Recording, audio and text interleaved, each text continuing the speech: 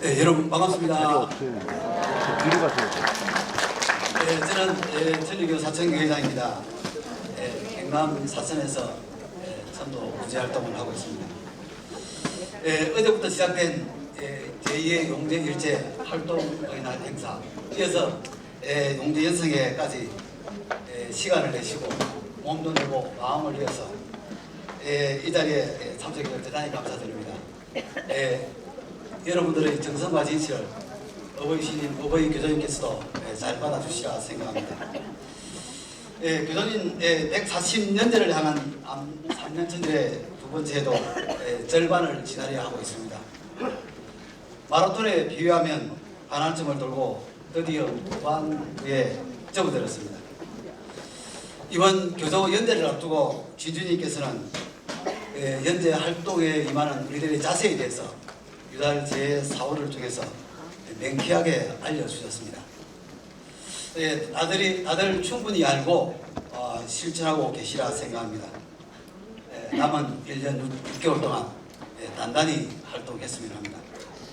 앞으로 한 70분 정도 교도님께서 월일의 헌신이 되시고 나서부터 헌신하시기까지 또 이어서 존명을 이루어서 활동하고 계시는 교조 130년째까지 지금 우리들이 올리고 있는 이 근행이 언제 시작이 돼서 어떤 과정을 거쳐서 지금까지 오게 되었는지 근행의 역사, 근행의 변천사에 대해서 다 전체 설명드리지 못하고 중요한 부분들만 설명을 좀 드리도록 하겠습니다. 부족한 점이 많으리라 생각되지만 잘 들어주시면 고맙겠습니다.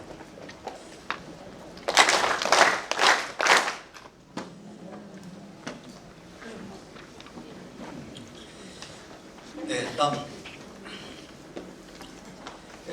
교도님께서는 1798년 4월 18일에 탄생하셨으며 41살 되시던 해 1838년 10월 26일 월일의 헌신으로 정해졌습니다. 전리교가 시작된 날이며 우리는 이 교회의 어떤 하루라고 알고 있습니다. 1853년은 입교한 지 16년째 되는 날입니다. 이에 2월 22일 관한과 세상의 조롱 속에서 교도님의 남편이신 전배님께서 당년 66세를 일기로 출직을 하게 됩니다. 막내딸인 오가님은 자신을 각별히 기여해 주었던 아버님의 출직으로 슬픔에 잠겨 적직한 나날을 보내고 있는데 봄도 여름도 지나가고 있습니다. 그러던 어느 날 교도님께서는 세계 구제의 시작으로서 주어지기 전 난이와의 거리에 나무 천리 왕님의 신명을 전하러 가라는 말씀을 하십니다. 이 난이와는 오사카죠. 야마토 백지에서 보면 응원하면 서쪽 저편입니다. 이코마야마 산을 넘어가야 한다고 합니다. 눈 감으면 코베가 간다는 대소시죠. 상인의 그런 마을이 오사카에 있습니다. 태어나 야마토 지방을 한 번도 벗어난 적이 없는 우리 목강님은 그런 또 저제이죠. 저제가 쉽게 갈 수 있는 그런 곳이 아니었다는 것입니다. 하물며 그런 곳에서 신명을 전하라고 하셨습니다. 목강님은 놀라운 마음에도 예 하고 신님의 말씀을 받들었다고 합니다. 고가님이 난이아의 글에서 박자국을 치며 나무천리왕님 신명을 전하는 일은 이게 저는 근행의 시작이고 포교의 시작이라고 생각합니다.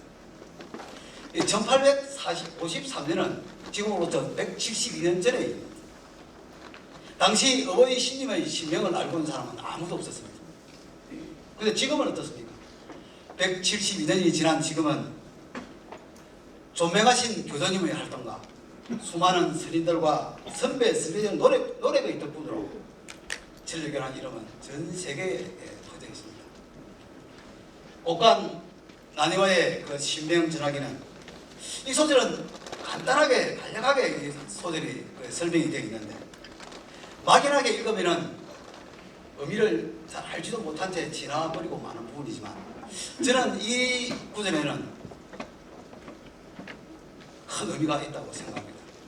첫째는 당시 나카야마 집안의 그 집안 사정, 나아가 사회 정세에 비추어 보면 이러한 행동은 보통 결심으로는 할 수 없다고 생각합니다. 이러한 상황에서 세계 구제를 서두르시는 교수님께서는 상황이나 정세에 좌우되는 없이 구제의 한 줄기에 매진하고 계시다는 걸 알 수 있습니다.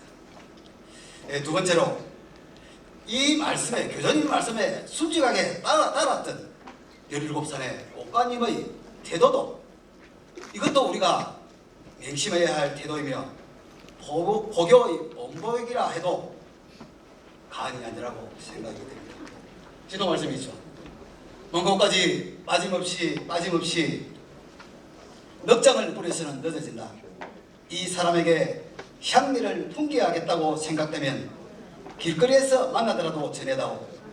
이제부터 이것이 일인 거야 라고 가르쳐 주듯이 포교는 바로 우리 용계가 해야 될 일이라고 명백하게 밝혀주신 말씀이 지도 말씀이라고 생각을 합니다. 세 번째, 고가님은 계랍소에 위하여 혼을 지으신 인연이 있는 분입니다.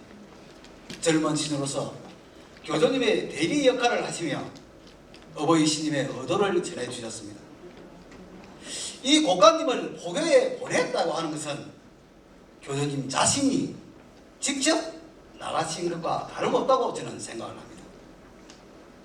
여기 앉아 계신 분은 평소 전도 구제 활동에 열심히 하고 있다고 생각합니다. 신명 전하기를 실천하는 우리들의 모습은 바로 우리 어버이 신님께서 우리들을 앞세우시고 박자국 소리와 신명을 부르는 소리에 맞춰 세계를 향해 직접 활동하고 계시는 모습이 아닐까, 이런 생각을 하면서 자부심과 끈기를 가지셔도 된다고 저는 생각을 합니다. 1863년입니다. 여러분 앞에 1번부터 70분까지 그 거래의 연표가 있죠. 그거를 참고해 주시면 들으시면 됩니다. 서지 주사구 선생님은 여동생 구라의 정신병을 구제받기 위해 박자곡을 치며 신명을 부르며 쾌유를 기원하셨습니다. 유명한 이야기가 있죠. 근행이 짧다라는 교수의 말씀. 당신은 손짓도 없었고 횟수도 정하지 않아 선향을 피워서 시간을 계산하고 있답니다. 보통 이 선향 한 개피가 타는 시간은 대략 한 30분 정도 되었다고 합니다. 서지 주자구 선생님의 신앙을 살펴보면 나무철 유왕님이라고 신명을 부르며 아침 저녁으로 열심히 기운을 들였다는 부분이 나오는데, 이것이야말로 근행의 가장 기본적인 모습이라고 생각합니다. 나아가 이것은 현재 우리가 올리고 있는 조석 근행의 원인이 아닐까 생각해 봅니다. 다음입니다. 1864년 10월 27일 오야마토 신사 사건이 마디가 발생합니다. 이 마디는 1864년 9월 13일 근행장소 기용식이 열리고 동년 10월 26일 근행장소 상냥식이 거행됩니다. 이 상냥식 이튿날인 27일 아침 일동이 마메코시 마을 야마나카 주시지 집에 출발하기 앞서 교수님께 말씀을 드렸더니 이런 말씀을 하십니다. 그래 다녀오더라. 가는 도중에 신사업을 전할 때는 예를 표하도록 이렇게 말씀을 하고 계십니다. 이것이 그 유명한 오야마토의 신사 사건입니다. 1866년 5번입니다.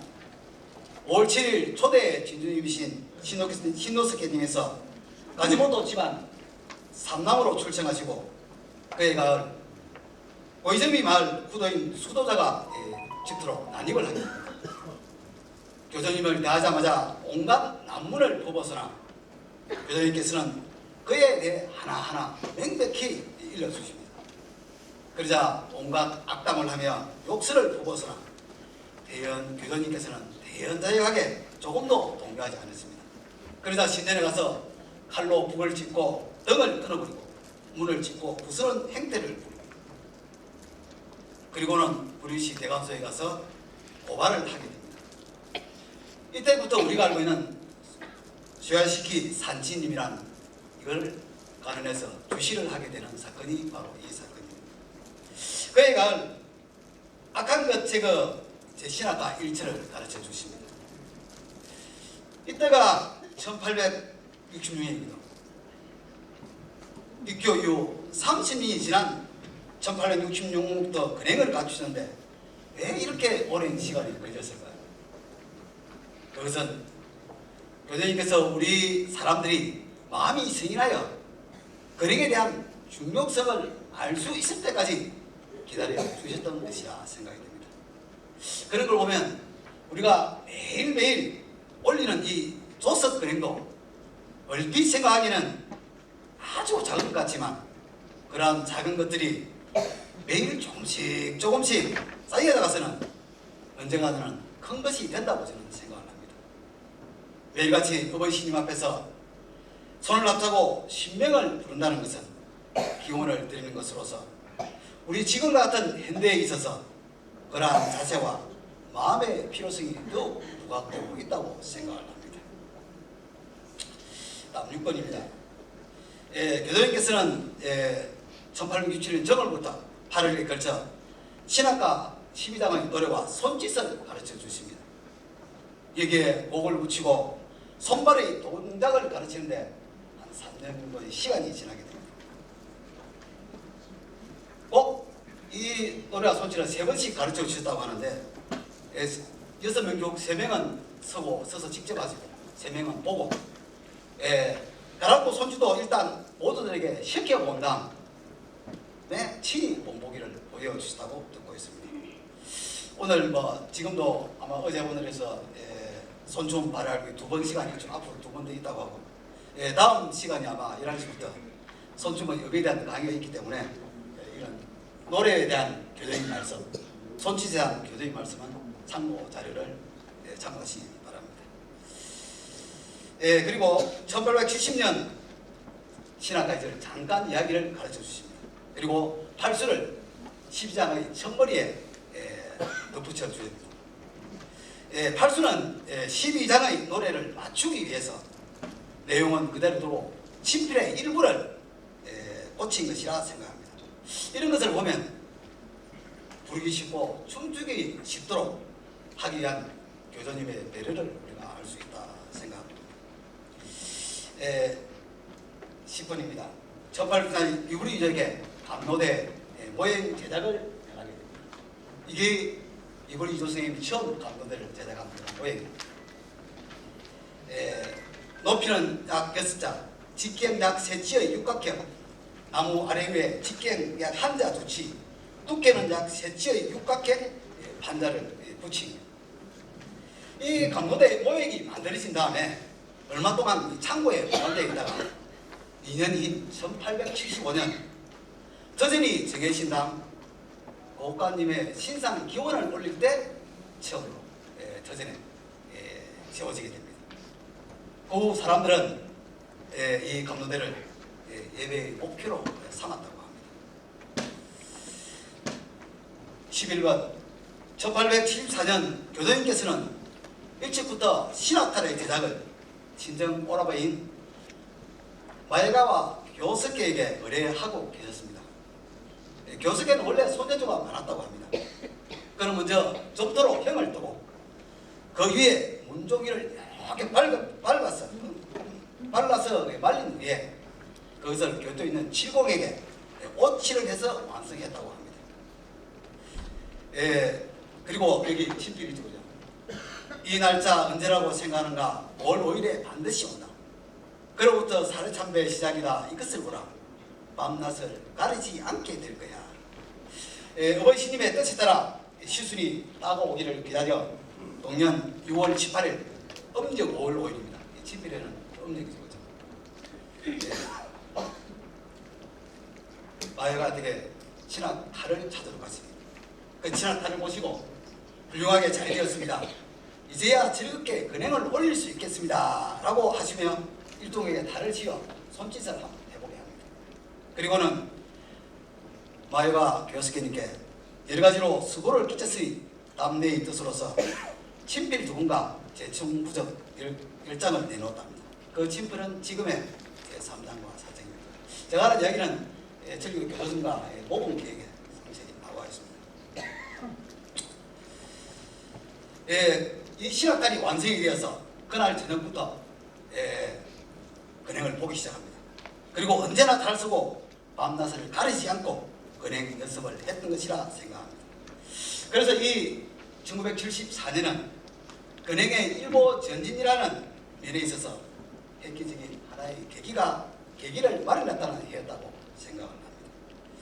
신학탄에 대해서 부연 설명을 하면 되겠습니다. 지금까지 신학탄은 13번에 걸쳐 제작이 되었다고 합니다. 주로 연재를 중심으로 제작이 되었다고 합니다.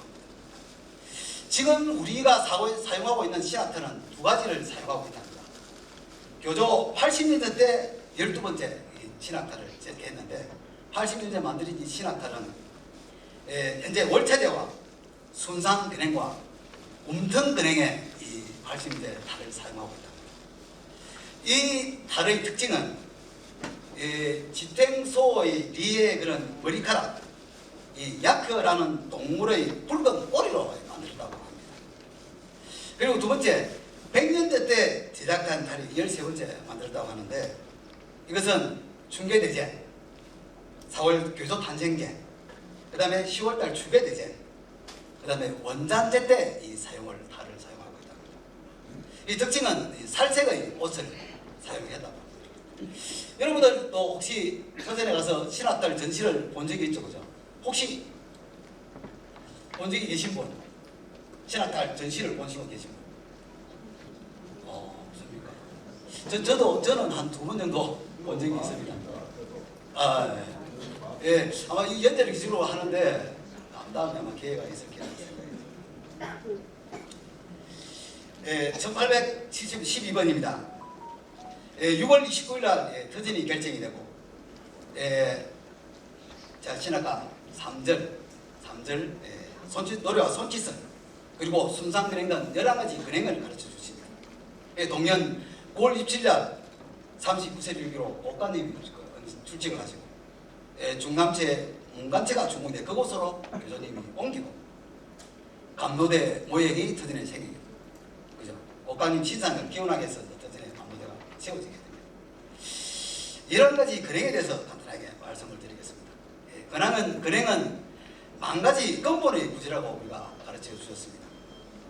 이 만 가지 근본의 구제는 크게는 신상과 사정으로 나눠볼 수 있습니다. 신상 구제는 물론이거니와 농작물의 수비에서 소에서 세계가 다스리는 데 이르기까지 일체의 소를 근행으로 나타내 주시다. 티로 친필 파수에 보면 근행이라 해도 같은 것이 아닌 만큼 모두 각각으로 손짓을 가르친다. 근행이라도 모두 똑같은 것이 아니다. 기원의 내용에 따라서 달라진다는 이런 이야기입니다. 그래서 여러분이 안내책 대본입니다. 신상과 사정으로 나누었어. 또 신상에 관한 것은 순산, 마마, 덕자, 전름반이 여기에서 출산에 관한 것은 뭘까요? 출산에 관한 순산과 덕자죠. 농작물에 관한 것은 6가지가 있습니다. 이런 책자에 있습니다. 걸음, 움텀, 구충, 지우, 기후, 결승. 여기는 이 친필은 거기에 신상과 관련된 것, 그 다음에 농작물 관련된 것, 또 온 세상과 관련된 밑에 세수에 있습니다. 친필. 모반, 전쟁에 대한 이런 이야기. 우리가 지금 올리는 근행은 어떤 근행이죠? 그죠? 11가지 중에서 2가지만 올리죠. 그죠? 어떤 근행입니까? 이 11가지 중에서 지금 2개는 아직까지도 하고 있습니다. 순상 근행하고 또 어디서? 움턴 근행. 순상 근행은 순산 고기 떨어질 때 3,000인분을 올려서 올리는데 움턴 근행은 매년 4월 16일 날 교조 탄생제 전에 올린다고 합니다. 여기서 조금 특징할 만한 그런 상황들이 있습니다. 우리가 움덩거림 같은 것은 내용이 다르죠, 그죠? 아까 것을 제거하고 부디 움터기를 꼭 부탁하오니 천리왕님, 나무천리왕님, 나무천리왕님. 이게 한 번이죠. 이것을 7번. 신화가 1절 수고 한 번 하는 게 이것을 7번을 합니다. 다시 한번. 아까 것을 제거하고 부디 움터기를 부탁하오니 꼭 부탁하오니 천리왕님, 나무천리왕님, 나무천리왕님. 이것을 7번 한다고 합니다. 그러고 나서 2절 1회, 제3절 7회씩 3번 올리고 난 뒤에 손충근행을 올린다고 합니다. 이게 아마 일반 우리 본부에서 올리는 그랭과 좀 다르다고 생각합니다. 예, 다음은 이 어공과 순산어공에 대한 이야기를 간단히 좀 드리도록 하겠습니다. 예, 교수님 제3세의 어공은 미숫가루와 벨사탄 어공을 내려주셨습니다. 근데 현재는 뭐죠? 세미를 교수님께 올렸다 내린 후 그 공소에서 근무하시는 분들이 진실이 담긴 손으로 하나하나 그 종이를 만들어가지고 그 넣어서 우리들에게 내려주고 있습니다. 매일매일 교수님께 올린 후에 그 세미에 교수님께서 숨을 불어 넣은 것을 우리들에게 내려줍니다. 이것은 어디에요? 보통 우리가 신상 구제에 사용을 하고 있죠. 조명하신 교수님께 올렸다 내린 것을 받은 것이므로 우리가 응원을 받을 때도 단단히 기운을 드리고 받아야 되고, 또한 다른 사람에 전할 때도 단단히 교리를 들려주고 소를 기원해야 된다고 생각합니다. 그리고 언제나 의공을 지니고 다니는 것이 구제에 도움이 된다고 생각합니다. 저도 이번에 이 부분을 좀 처음 공부를 하면서 처음 알았습니다. 사실 이 오마부리는 사실 좀 지니고 다니는데 의공을 지니고 다니는 저는 혹시 여기에서 평소에 의공을 지니고 다니고 계신 분 계십니까? 아, 계십니까? 아, 존경합니다. 아, 저는 앞으로는 좀 의공도 지니고 다니겠다 이런 생각들 좀 이번 공부 준비를 하면서 깨달았습니다. 순산의공에 대한 이런 지금 여기 있는 것은 순산의공에 대한 지도 말씀입니다. 출산은 6개에서 가장 중요한 부분이죠. 순산 허락을 받은 사람이 맹심해야 할 점이라 생각이 됩니다. 어디까지나 교수님께 의지하는 것이 중요하다고 생각이 됩니다. 이 지도 말씀은 한 번에 100명분을 올리고 봉근행을 올리는 지도 말씀이었는데 현재는 3,000명분을 순산의공을 올리고 순산근행을 올리고 있다. 그래서 우리가 평소 사용하는 이 의공과 순산의공은 그죠? 다르다는 거죠. 이 순산근행을 올릴 때 교수님이 납신답니다. 그렇기 때문에 순산근행이 끝날 때까지 교도진의 미닫이 문이 열려 있다고 합니다. 저는 사실 순산근행을 본 적은 있는데 이 부분도 처음 알았습니다. 13번 연초부터 교수님께서는 몸소 가야금, 월금, 해금, 여자학기를 가르쳐 주셨습니다. 다음 이거 보면은 이게 여자학기에 대해서 교수님 말 배우러 보내지도 않을 것이고 가르치러 오게 하지도 않을 거야. 이 집대에서 가르치기 시작한 거야. 세상에서 배울 것은 아무것도 없다. 이 집대에서 가르치기 시작한 거기 때문에 네가 있는 거야 하면 신이 직접 가르쳐 주셨다고 합니다. 이때 처음 교수님께 악기를 가르친 분이 나옵니다. 사진이 보면은 다음 그죠? 나이금에 쓰지 도맹국고 월금에 이불이 요시에 해금에 우에다 나라이도. 이 사진이 있어서 제가 한번 참고 삽니다. 이 악기 여자악기에 대해서 좀 부연 설명을 드릴까 합니다. 우리나라 가야금과 일본 가야금의 차이가 뭘까요? 차이가 있다. 우리나라 가야금은 12줄이고 일본 가야금은 13줄이라고 합니다. 근데 일본 이때 여자 악기에 대해서 설명하면 가야금은 궁궐에서 쓰는 악기로 신분이 높은 사람이 쓰는 악기였다고 합니다. 가야금은 재질이 뭐죠? 오동나무로 만들었다. 반면에 이 월금과 해금은 신분이 낮은 사람이 썼다고 합니다. 술자리에 흥을 돋구는 사람이 일본의 뭐죠? 게이샤죠. 대의사들이 있었던 악기가 월급이나 이겁니다. 그 실제로 앞으로 1897 내무선 비밀훈련 때 난잡한 놀이를 위한 악기라 해서 월급과 해금은 사용을 못하게 합니다. 그런 적이 있습니다. 앞장 한번 넘겨주세요. 그 지필에 보면은 온 세상 사람들은 모두 행대야 남이라면 전혀 없는 거야. 높은 산에 살고 있거나 골짜기에서 살고 있거나 같은 혼인 거야. 그것을 모르서 모든 인간 마음으로는 어딘가 좀비 기천이 있다고 생각해요. 우리 인간들은 주인과 종의 관계가 아니라 부모와 자식과의 관계이며 높고 낮음의 차이도 없고 귀하고 천한 차별도 없다는 그런 말씀입니다. 그래서 제가 왜 이런 이야기를 드리냐면 이런 악기들을 그죠? 신분이 높은 사람의 악기랑 신분이 낮은 사람의 악기를 모아서 신학과의 음률을 맞춰서 연주를 한 것은 아마 교수님께서 신분과 사회 개념의 타파를 염두에 두고 하실까 아닌가 하는 이런 생각들을 이런 자료를 준비하면서 한번 생각을 해봤습니다.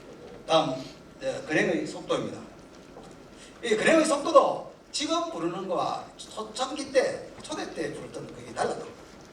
거기에 따라 넓은 곳에는 조금 느리게 부르고 좁은 곳에서는 조금 빨리 부른다고 합니다. 지금 천주교 교육본부도 조금 달랐지 조금 빠르게 지금 부른다고 하거든요. 근데 여러분들은 어떻게 생각하지만 저는 그렇게 생각합니다. 신학가를 조금 부르게 너무 빨리 부르다 하겠지만 조금 빠르게 부르는 것도 용서좀 치면 저는 느끼거든요. 여러분 어떻습니까? 네.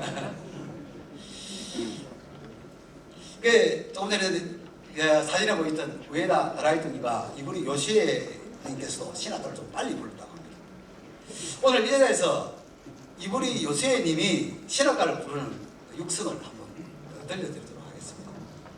이것은 현재 남아있는 가장 오래된 녹음이고 정확히는 모르지만 이분이 요시에님이 참여한 근행을 녹음한 것이라고 합니다. 속도는 꽤 빨랐고 들어보시면 신학가가 지금과 좀 다르다고 합니다.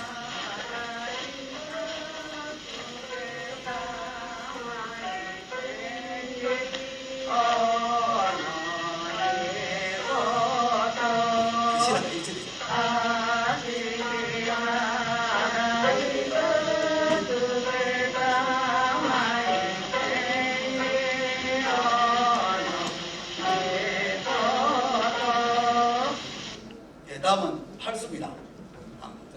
생각해서 들어보세요.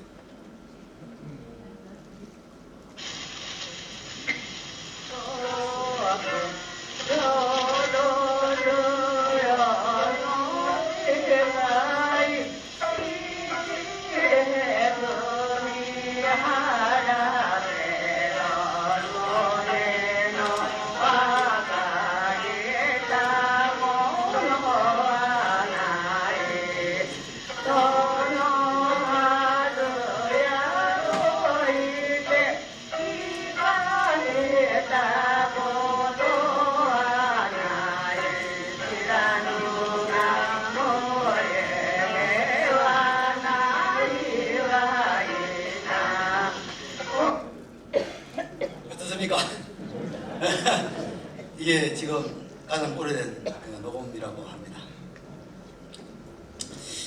1880년 정월부터 한천더 교수님께서는 근행을 서두르고 있습니다. 동년 9월 21일 댄니고강사 개설식이 근행됩니다. 그리고 처음으로 악기를 거쳐서 근행을 하게 됩니다. 이 댄니고강사 개설식은 교회 공인을 위한 지후거치 절의 출장수로서 문전에서 홍화를 태우고 성결을 불러서 불법을 시킨 그런 개수식이라고 생각합니다. 15번 1881년 4월 8일에 슈지 선생님이 61세를 출직을 하시고 5월부터 언급의 길을 걷는 데 대한 우울한 마음을 떨쳐버리서 활기찬 감로대 석조 역사가 시작이 됩니다. 여기서 말하는 은고의 길이라는 게 뭘까요? 오용자 여간의 간판을 집트에 걸었던 그런 일, 또 지휘구치 절의 출장소로서 일과 관련이 없는 절의 성녀가 와서 호마를 태우는 일, 불경을 내는 이런 일들이 아마 문구의 일이라고 생각합니다. 집터가 이게 호마를 태우는 모습입니다. 성녀가 호마를 태우고 불법을 선포하는 이런 이야기입니다. 감로대 도를 운반할 당시에 야모리 요사부리 그 선생님의 요사부로 선생님의 그런 이야기입니다. 다음,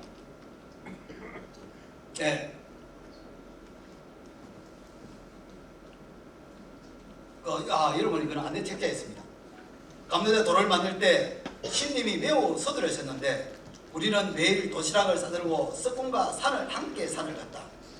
13개의 바위 덩이를 석궁이 대략 다듬은 집으로 가져왔다. 대략 다듬은 바위를 큰 길까지 끌어내는 데는 여간 힘들지 않았다. 바위를 운반하러 갈 때는 약 100명이 갔다. 2단까지 만들었으나 나머지 11개는 그대로 방치해 둔다.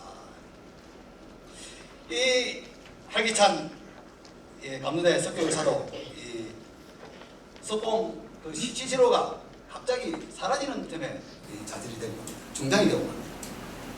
이 돌도 석공도 갑자기 모습을 감춘 것은 우연이 아니라고. 그래서 아마 어버이 신님의 뜻이 아닐까.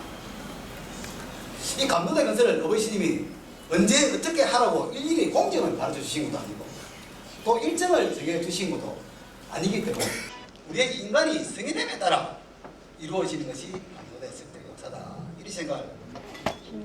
그래서 이대가 세워지는 대로 근행한다. 무슨 일이든 이루어지지 않는 것이 없다. 이대도 언제 어떻게 하라 말하지 않아. 이루어지면 근행할 거야.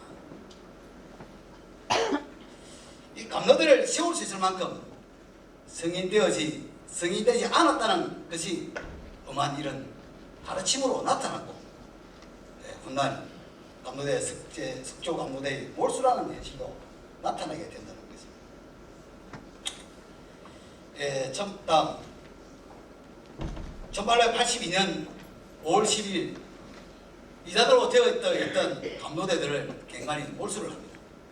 또 교조님 어르던 14점을 함께 몰수해야 합니다. 그래서 그것을 아무것도 모르는 자녀에게 철거당한 이 섭섭함. 이 섭섭함은 어떤 것이라 생각하는가? 감로대가 섭제가는 섭섭함. 이 감로대가 철거당한 것이 섭섭하다고 교수님께서 말씀을 하고 있습니다. 결국은 이 섭섭함은 우리 인간들의 마음 성인이 미숙하기 때문에 즉 마음의 청소가 되지 않는데 그 이유가 있다는 것입니다. 친필에 이제부터는 온 세상 사람들 차츰차츰 가슴 속의 청소를 할 것이라 생각합니다. 이때까지는 이 감로대를 세우면서 온 세상 사람들의 마음을 밝힌다고 하시고 석조 감로대의 역사를 서둘러 오셨던 게 교수님의 생각이었습니다. 그러나 석조 역사가 자질이 되고 감로대가 몰수가 되고 된 이유는 이것이 아니다. 온 세상 사람들의 마음을 밝히는 것이 성경의 문제다라고 생각을 합니다. 그것이 이루어진 다음에 감로대를 세우겠다는 쪽으로 교수님께서 계획을 변경을 하신 것이라 생각이 됩니다. 2단까지 되었던 감로대가 몰수되고 난 후에 그 자리는 자그마한 돌들이 쌓인답니다. 그래서 신자들 같은 경우는 깨끗한 돌을 가지고 와가지고 그 돌을 가지고 와서 자기들이 아프거나 몸이 결린 데를 놨었다는 그런 이야기들이 풀동으로 많이 전해지고 있습니다. 그래서 신학가 일부를 고치기 시작합니다. 이 감로대가 석조 감로대가 몰수되고 난 뒤에 그래서 제3절이죠. 그죠? 온 세상 마음 밝히는 노래를 온 세상 마음 밝혀 악한 것 제거도 악한 것을 제거하고 이 감로대 몰수되고 난 뒤에도 가난의 압박이 더욱 심하게 옵니다. 그렇지만 교수님께서는 그에 대해 조금 더 개의치 않고 의연하게 한결같이 구제 거중을 서둘렀습니다. 그부터 10월 12일부터 26일까지 몸소 북쪽 상당방에 나오신 가운데 매일같이 근행을 올렸다. 그러면 이 감로대에 대해서 한번 좀 설명드립니다. 여러분 그 뒤에 보면 참고 자료가 있습니다. 감로대 연표가 있습니다. 연표를 참고하시면 됩니다. 감로대라는 말은 1869년 3월달에 처음 사용을 했습니다. 10빌제 이후에 들어왔습니다. 이 세상 창조의 진귀한 감로대, 이것으로 온 세상 안정이 된다. 그리고 1873년 이분이 이렇게 감로대 모행을 만들게 하시고 2년 뒤인 1875년 6월 10빌 제9호를 통해서 감로대에 대해서 상세히 알려주십니다. 그리고 목가님 신상 기원 때 이 감로대가 모행 감로대가 세워지게 됩니다. 그리고 1881년 석조 감로대 역사가 시작되어 2단까지 완공되었으나 석조 작업이 중단된 이후 얼마 동안 이 2단의 미완성 감로대가 터전에 보이게 된다.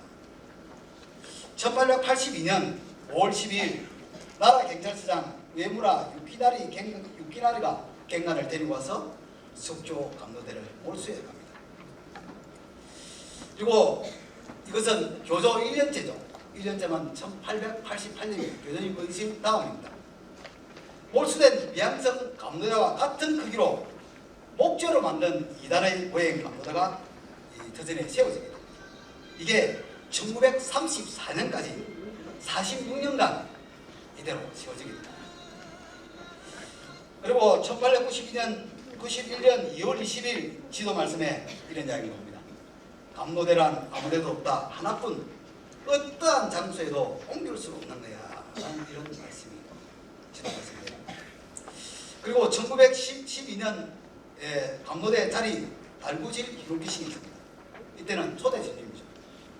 오전 8시부터 감로대 자리에 땅을 다졌고 신노스케는 다마의 부인 두 자녀인 쇼젠 다마치오의 일동과 함께 나르기를 했습니다. 1913년 신전 대정 역사가 그 다음에 쇼와 이후는 1934년 10월 15일 이때가 이제 가르침대로 교수님이 가르침대로 그 취수대로 목적의 13단 감로대가 처음으로 터전에 세워지게 됩니다. 석조 감로대가 아닌 목조 감로대.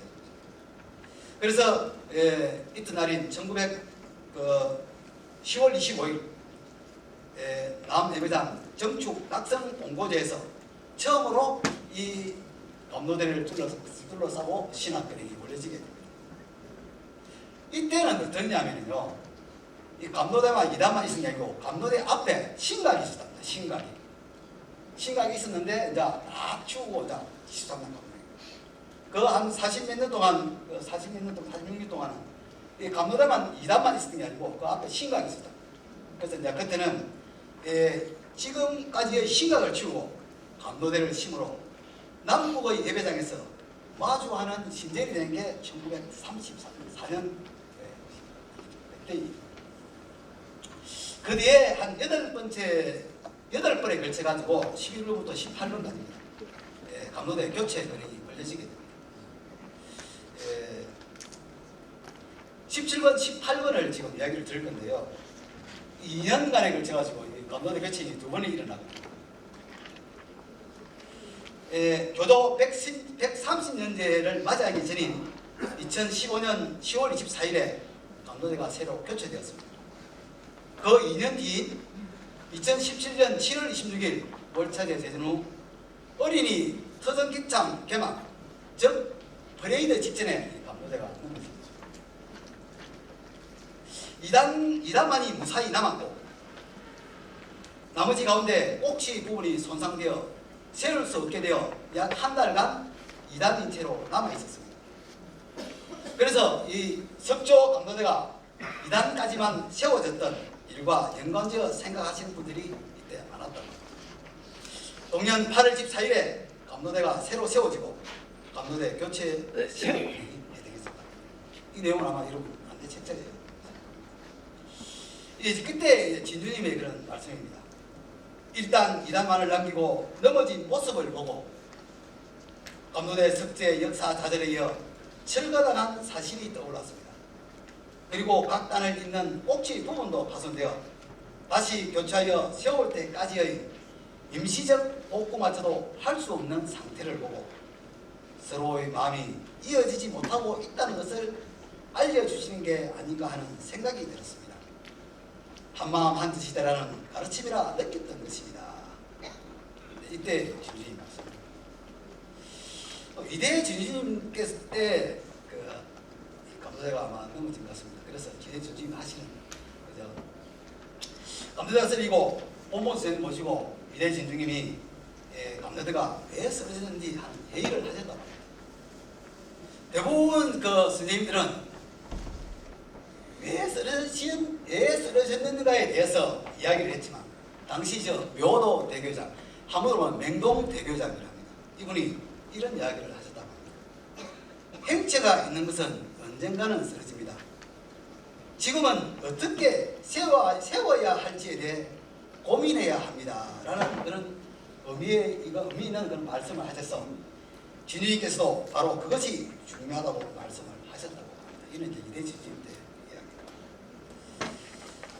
참고로 3대 진주님 때는 감사제가 쓰러진 적이 없다고 저는 알고 있거든요.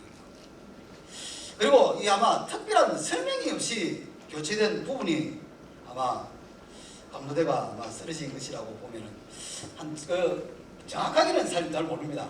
한 4번 정도 아닌가 이렇게 생각을 합니다. 17번 1883년 기호그레무 단바이 치군수로 교장님이 연행이 되고 이원 사입전 가로에 차시는데 11월 28일 날 휴식소가 준공이 되어 교장님께 거치를 올리게 됩니다. 교장님 아마 교도전에 대해서 간단하게 이야기를 한번 드릴까 합니다. 교도전은 교장님께서 거치하신 곳이죠.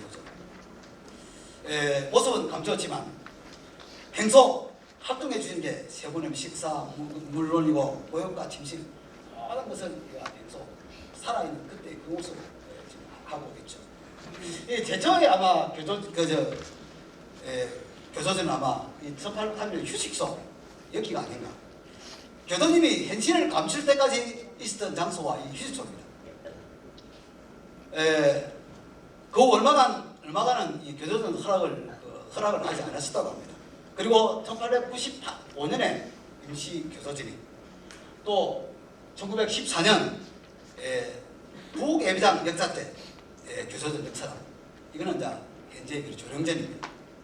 그리고 1933년 현재 아름다운 지금의 아름다운 교도전이 건축되고 합니다. 저는 이 더전기차를 가보면 신전도 강도되어 있는 신전도 마찬가지지만 교도전에 가서 유심히 한번 살펴보면 여러분 더전기차를 보면 알겠지만 이런 아침부터 시간이 없더라고요. 보면 이런 아침부터 늦은 시간까지 그 사례를 드리고 기원을 드립니다. 아마 제 역시도 그렇습니다. 교도전에 가서 감도대에서 기원을 드리는 것도 있지만 교도전에 가서 기원 드릴 내용들은 또 장점도 있다고 생각을 하거든요. 이 고민을 들어놓으면 소를 기원하는 사람들이 끊이지 않는 모습들을 저는 유심히 보고는 합니다. 근데 이 밤에는 요즘 문을 닫지 않습니다. 문을 닫고 해랑했어. 근데 그 드리는 모습이 저보다는 너무나 절실한 그런 것들이 많이 들어가지고 그런 참건을 보면서 저 역시도 많은 것을 감명을 받고는 했습니다. 아마 50년 동안 이 모범을 떠올리며 교수님과 대화를 할 수 있는 그런 시간들이 아닌가 하는 생각들을 봅니다. 교수님께서는 혼은 영원히 이집트에 머물며 생전과 같이 활동한다는 말씀처럼 한 사람 한 사람에게 그런 의도를 전해주고 있는 게 이 교도전의 그런 의미가 아닌가 하는 생각들을 하고 있습니다. 18번입니다. 교도님이 이제 옥고를 당하시는 이런 부분들이 사실 나옵니다. 여러분 그 자료에도 지금 아마 나와 있습니다. 옥고에 대한 옥교에 대한 그런 옆도 있고 또 뒤에 가면은 1번부터 13번에 대한 13번에 있는 옥교를 대한 것을 교도전에는 13번밖에 안 나와요. 저는 이걸 한번 찾아보려고 이렇게 했는데 그래서 이제 알아보니까 아마 그 제일 끝부분에 아마 이야기가 나올 겁니다. 그래서 이 친필 말씀이 나타나는 것도 무엇이 나타날지 모르겠지. 높은 산에 없어도 한 길이 이 길을 내리고 준비해온 것을 곁의 사람은 아무것도 모르고서 이곳에 부르러 오는 것도 나오는 것도 신의 의도가 있기 때문에 이 1873년에 이불 이조스님의 감로대 모형을 만들게 하시고 74년에 그죠? 신학단을 찾으러 가시고 75년에 터전을 결정을 하십니다. 온 세상 마음 밝히는 감로대의 노래와 손짓을 신학단의 3절을 가르치면서 감로대 근행의 행태가 다 이루어지죠. 그죠? 73년, 74년, 75년에 걸쳐서 이루어집니다. 안으로는 근행 준비를 하시고 그 요건이 갖춰지는데 최선을 다하시다가 어느 정도 이 근행의 행태가 정해지자 그 다음으로서는 높은 산에 포교를 하시게 됩니다. 그래서 친필에 보면은 이제부터는 신이 이 세상에 나타나서 산에까지 청소할 거야 라는 친필 말씀이 있습니다. 이 높은 산에 이 길을 내는 것은 제사상 11의 행태로 사실 보면 하게 됩니다. 여러분들 여전히 높은 산에 외행적으로는 11을 거는 행태로 시작이 되는데 이 길에서 이제 교도님께서는 길을 낸다, 청소를 한다는 걸 표현으로 쓰시고 있습니다. 이 청소가 어떻게 보면은 높은 산에 시비와 자극을 줌으로써 교도님과 이 길에 대한 단합의 행태로 나타나게 되죠. 그래서 1974년부터 약 12년간에 걸쳐서 18번의 옥고를 이행하십니다. 그래서 여러분 책으로 보면 13번에 대한 이런 내용이 있는데 과연 근행과 오늘 저는 뭐 근행에 대한 거니까 근행과 관련된 거는 옥고를 몇 번일까 생각해 보니까 아마 이 기후 근행을 올릴 때 6번이죠. 그죠? 그 다음에 9번에서 11번까지 4월부터 6월까지 매월 25일부터 26, 27 가서 고생이 교도님을 연행해 가지고 아니십니까? 지지도 없이 27일만 3일간만 한 유치를 시켜는 바로 보내드립니다. 왜냐하면 그때는 다 은행으로 모여들 이런 시간이었기 때문에 아마 신자들과 교도님과 이거는 그거를 격리를 시키기 위한 그런 행태로 그것도 하는 일종의 단합이죠. 그리고 마지막 옥고가 보면은 수호보 때문에 갔다 하는데 직류조 신자들이 그죠? 교도님 터전 참배하고 12장 근행을 요청하는데 교도님 그때는 뭐 경찰을 하나는 워낙 나가다 보니까 떠나게 되고 앞에 부부치 그 집에서 2층에서 실학을 올리면서 아마 했던 그것 때문에 저는 한 5번 정도 근행과 좀 관련이 있지 않을까 생각합니다. 이게 교도들에는 13번 정도밖에 없는데 왜 17, 18번이나 했는가? 이거 제일 마지막에 보면 부분이 있습니다. 전리교 교도들에 기술되어 있는 간언에 의한 교도님의 소환, 부류, 유치로 총 13회입니다만 한편으로는 교도님의 고행은 17, 8회라고 이야기하고 있습니다. 분수에서 감옥소로 옮기질 때를 2번으로 계산한 건지도 모릅니다. 단바이치 분수나 이치노도 분수에서 있다가 경찰서로 옮기게 되는, 감옥으로 옮기게 되는 경우가 있거든요. 그런 것을 이야기하시는 것 같습니다. 또 이대주님께서는 한마디 말씀에서 1914년 야마무라 못된 이후의 고행을 대략적으로 말씀하신 후에 1881년, 82년, 83년, 84년, 85년의 모습은 조금 빠진 부분이 있을지도 모릅니다. 단바이시 분수로 1일 또는 3일의 고행은 더 있었을 거라 생각이 됩니다. 이런 의미에서 아마 17번을 이야기를 하셨다고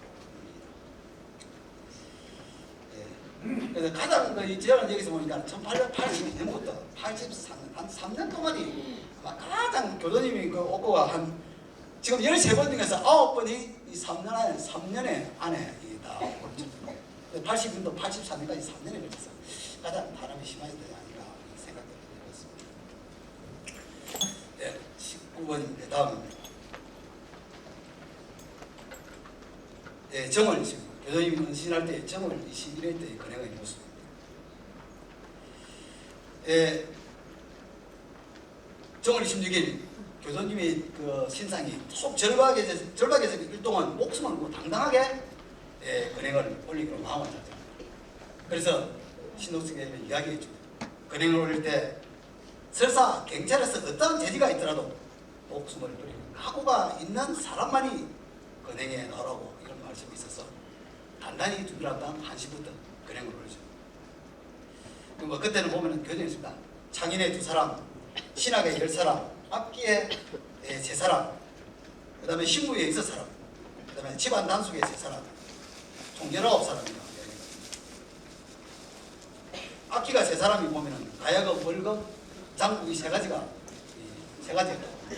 교도전에 잘 나와 있습니다. 사람들은 수천 명이 참가를 했는데 근행의 손은 다 갖추지 못했다는 거죠. 그렇지만 교도님께서는 즐거운 악기 소개를 듣고 만족스럽게 은신을 하시게 됩니다.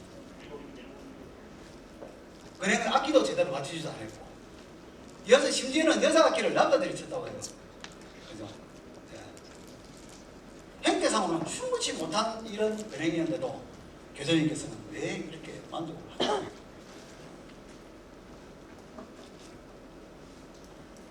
그것은 첫째로 근행을 올리는 사람들이 어버이 마음에 순직하게 따르려는 마음을 작정한 것이 아닌가 생각합니다. 두 번째는 목숨을 버릴 각오가 되어 있는 사람만이라는 초대 중주님의 그런 한마음 한뜻에 마음을 맞춘 거예요.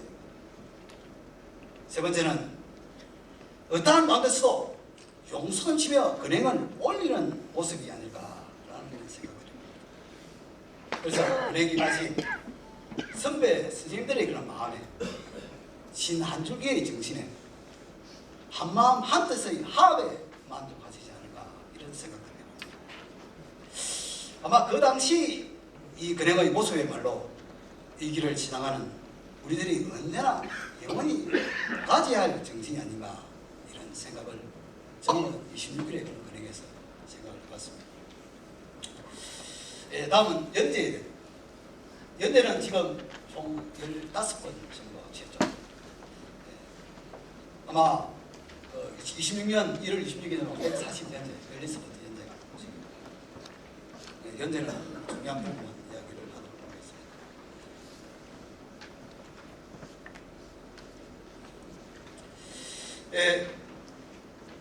교조 1년째 연대는 갱간이 되죠.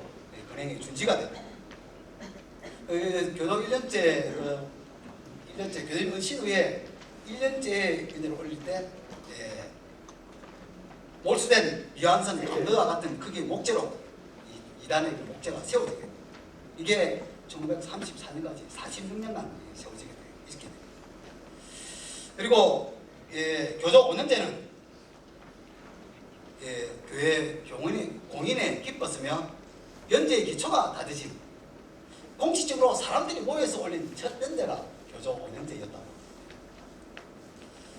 그리고 1896년 3월 9일에 교조 10년제가 대행이 되고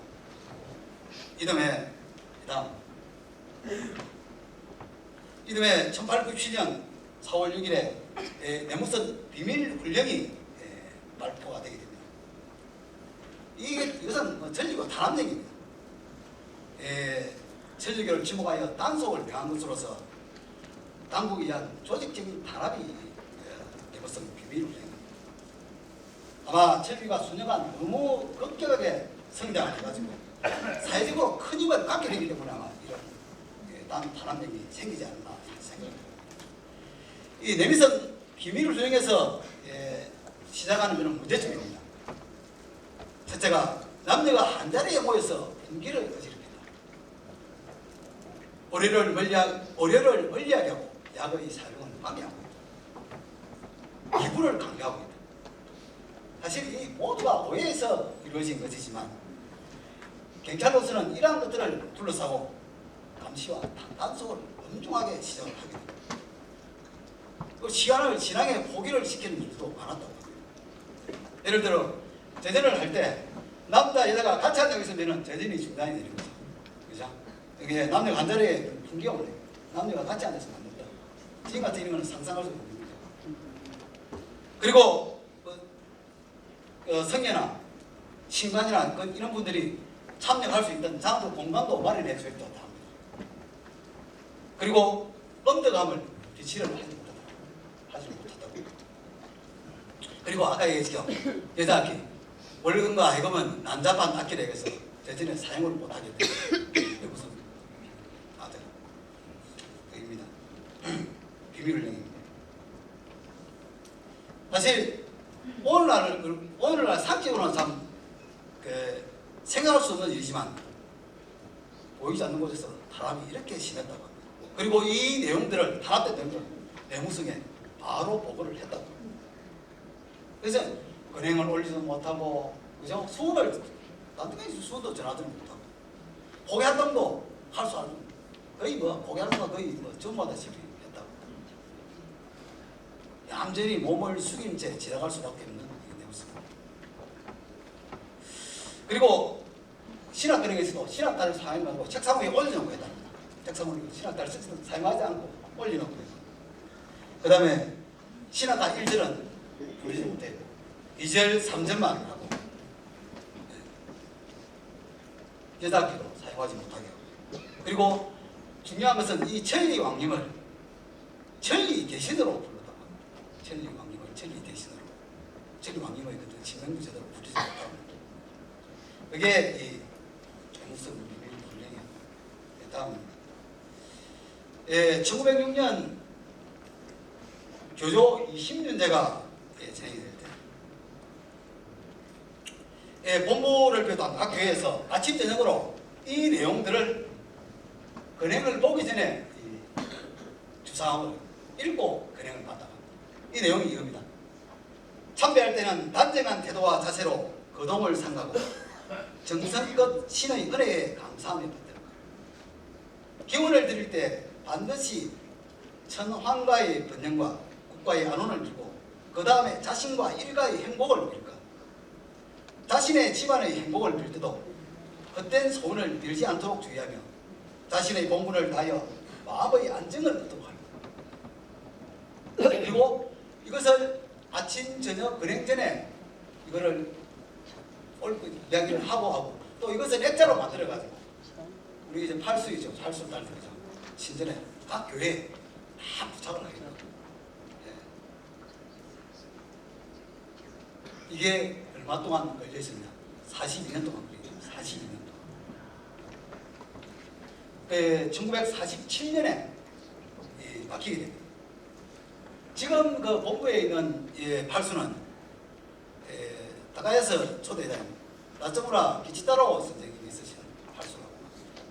지금 아마 남예배장과 북예배장이 있는데 그게 두 분이 그저 이분 선생님이 쓰신 게 되는지 저는 잘 모르겠습니다. 한 개는 제가 알거든요. 근데 남쪽 예배장 그런 게 두 분이 같은 내용인지는 잘 모르겠어요. 근데 다가에서 초대 회장님이 아마 팔수라고 저는 알고 있습니다. 근데 이 지금 참배자의 한 가지만 이것은 우리 천주교의 독자적인 교리가 아니죠, 그죠? 천주교 일파 독립 정원을 이야기해서 채용된 것이라고 참고 삼아서. 그다음 1913년 신전 부예배장이 사실 가게 됩니다. 다음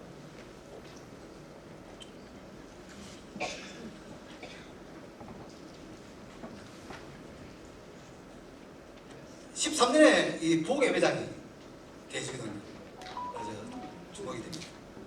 그 다음에 1934년에 남예배장이 확정하고 1981년에 서예배장이 1984년에 동예배장이 완공이 됩니다.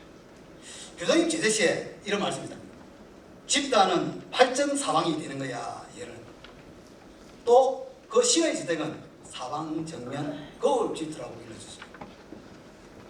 이게 가르침이 뭘까? 우리들이 어버이 신님의 가르침에 의거를 해서 커가는 가정이라고 생각합니다.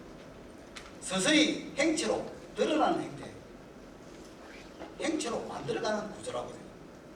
즉 우리 자녀들이 성인됨에 따라 조금씩 행체로 나타나는 그런 말씀이 아닙니다.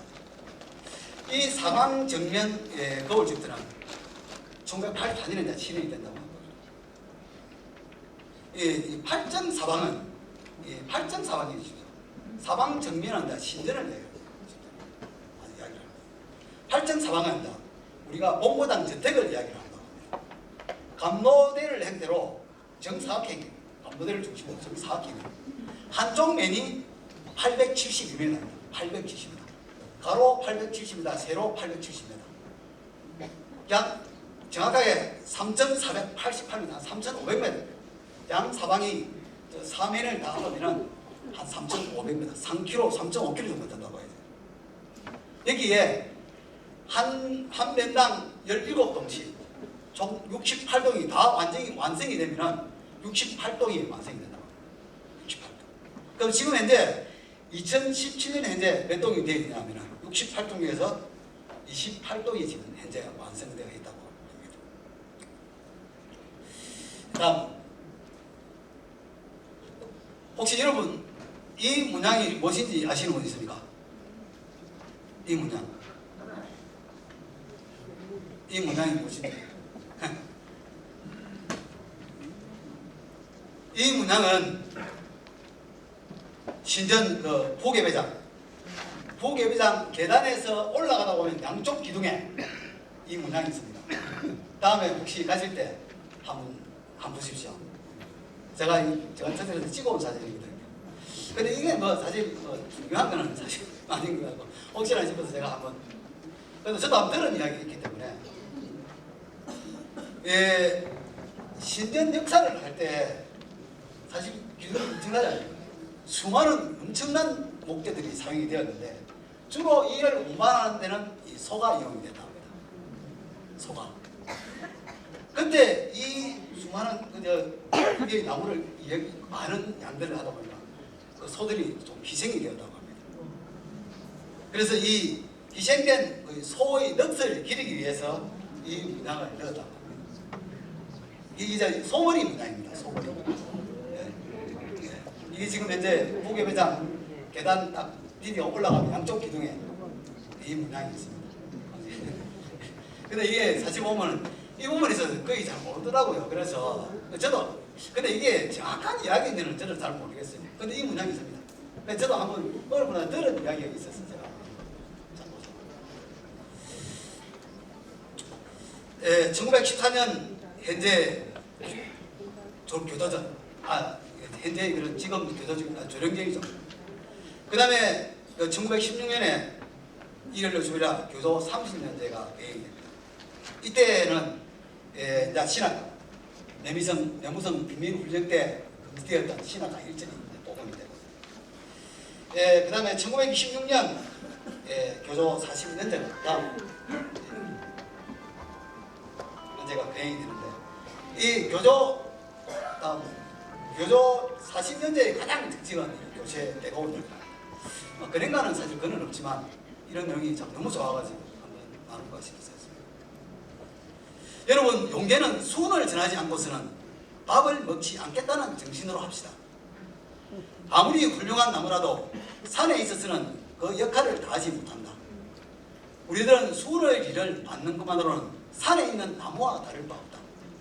수훈을 전해야만 비로소 용제가 된다. 이 말씀이 저는 너무 좀 와닿아가지고 여러분들하고 이런 얘기 아마 이때 나왔던 것 같습니다. 그 다음에 1930년에 나무천리학이라고 부르도록 그때 복원이 되었다고 합니다. 그 다음에 다음 아마 이때가 참 중요한 그 시기가 아닌가 저도 생각을 합니다. 교수님 제주시도 중요하지만 이 쇼와 역사 1934년에 아마 천리교에서 참 중요한 역사가 아닌가 생각합니다. 쇼와 역사 완공에 의해 가지고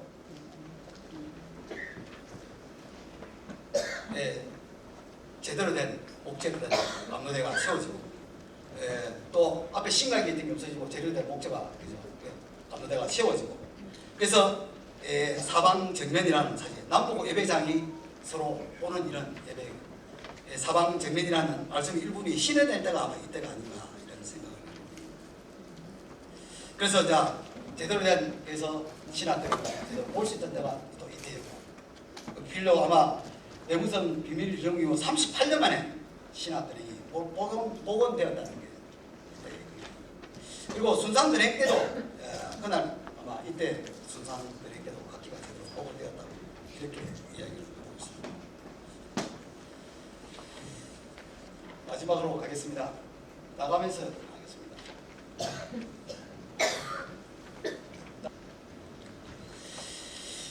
네, 이상 근행에 대해서 역사에 대해서 간략하게 알아봤습니다.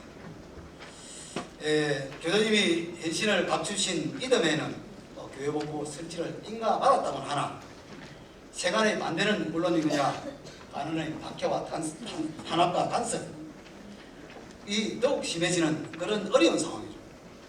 그런 가운데서도 지도 말씀을 통해 가지고 올바른 길로 이끌어 주었기 때문에 오늘날 이런 교사의 기반이 형성되었다고 생각합니다. 그리고 계속되는 이 탄압 속에서 헤쳐나올 수 있다고 생각합니다. 일파독립, 내무성 비밀을 위한 1차 세계대전, 치안유지법, 중일전쟁, 국가총동원법, 참 이런 쪽에 계속된 탄압 속에서도 우리가 헤쳐나올 수 있다고 생각합니다.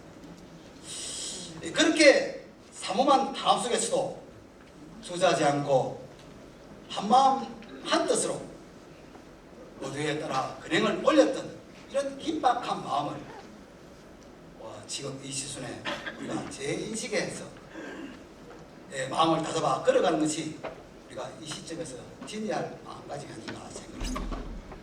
우리들은 현재 당연한 듯 조수근행과 월차제를 올리고 있습니다.